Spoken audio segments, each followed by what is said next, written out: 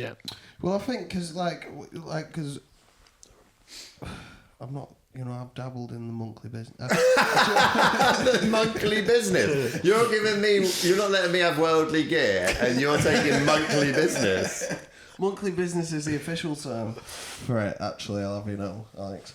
But yeah, no, I accidentally joined that cult for a bit, didn't I? So I know a bit about because being a monk's quite a big step to take, isn't it? Because you're kind of deciding, I don't want to be part of the world anymore. I want to be separate from that, but the world's going to kind of want me to be part of it still. So taking the leap to be living in a monastery and just wandering around, living in the forest and without any weed. That's because I could do that all day long, but I'm going to be wrecked, you know what I mean? Suited and booted. Yeah. So taking his worldly gear about. Yeah, because that's a big step. So how recently have you... Did you just come up with that? Zooted and booted. I never heard that before. It's good, that. I'm having that. That is good. I love that. Let's go in a Put it on a t-shirt. We might get monk yourself on another one. We'll see if we can Monkly business is good. Monk yourself, zooted and booted. We're getting some merch going. Yeah, we're getting My merch. Scream van. Mice cream van. The mice cream van. Zooted and booted. Fuck. Ingenious. So how long do you reckon it's been since you were like, fuck it, I'm not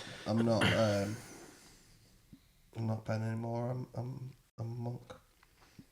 Well, I was, for about a year before I even decided to join the monastery, I was already like renunciation, we call it, renouncing things in the world. So I had like a 1-bed flat I was sleeping on mats on the floor. I was doing a lot of jiu-jitsu this time, so I was in the jiu-jitsu bug of obsessed with that. So I was basically doing jiu-jitsu work, meditating and just reading every kind of spiritual text I could get my hand on.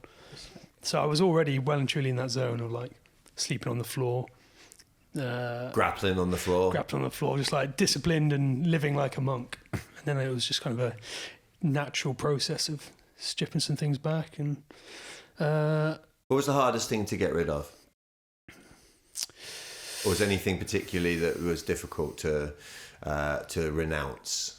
It's just the kind of like the making the decision to do it is the hardest thing. So there's no individual thing that's hard to renounce. It's just like going, all right, I'm actually going to take this leap and do it properly. Like not 1 foot in, 1 foot out. I'm not going to sack it all off and do it properly. So like, but I think something that annoys me with that slightly is the fact that throughout every culture, throughout history, there's been people that do that. We've just kind of lost that in our society. So and you're bringing it back. Yeah, I'll bring it back. Might make my own religion, my own school or something. we love stuff, don't we? We do love stuff. We've got stuff. It's not great. Some of it's good, but not for long. I have noticed that I think the biggest thing, which is limiting, like human evolution right now, is the fear to be poor. Yeah.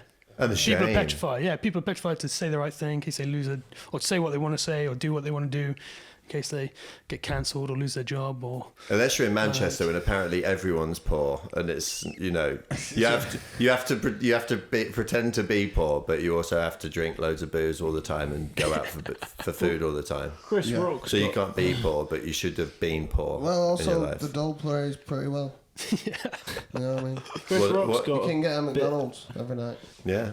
Chris Rock's got a bit about how you shouldn't be allowed to buy a gun until you've got a mortgage.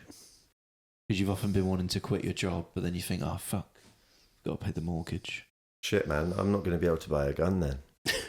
So people would do more mad shit if it wasn't for the loss of items.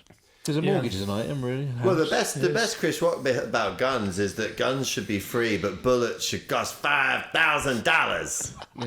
That's the way it should. That's the Chris Rock bit. Yeah. Because the bullets are when you kill someone, you really mean it. Yeah. Classic. It's good. Classic. Tell us about the walk. You've been walking. Yes. So I was living at a monastery down in Devon. Was there for about 14 months, just over a year. And I've got too much energy to be sitting around in a monastery. So 14 months was about the right time when I noticed, right, I'm going to start causing some problems for myself or the others here. What problems do you think you would have caused, though? just arguments, just like stepping on each other's toes. Monasteries are like pressure cooker environments, but deliberately.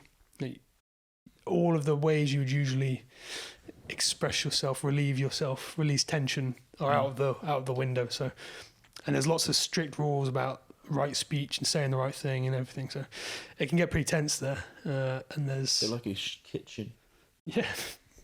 A bit like a kitchen. Chef's heard it's a tense environment. Have you been watching The Bear? I've watched Boiling Point. I've watched The Bear as well. Is there a new series coming? Sorry, Karen. So it just seems like a bit of a. We've got a monk on and we're talking about the next release of The Bear series. I could find that It's on not Google. Priority right now. Just checking. So Let's continue. where was I? Oh yeah, basically. So what was the question? What would the arguments have been, or what was the friction? No, you carry on with your thing. So yeah, essentially, I was getting frustrated, and not a good frustration. So there's some frustration which you need to work with, but this was getting to the point where I identified, right, I need to just do something slightly different. And all the teachings of the Buddha are wander alone, sleep at the foot of the tree, be on your own, unless you find friends and companions who are on the same wavelength, and then embrace that. But so I just decided, right, I'm going to go on a little bit of a spring and summer pilgrimage. So I said it to my mentors at the monastery. They were very supportive, and they said, yeah, this seems like a good idea. We trust you can do it. Have fun. So I basically left the monastery. I walked to Land's End. That was the first sort of experiment, which took me about... Where the fuck is that? Because you keep saying to people, I walked to Land's End, and everyone goes, oh my God, you walked to Land's End. And I'm thinking, what the fuck? I reckon you could work this out with 60 seconds of thinking. Land's End. It's where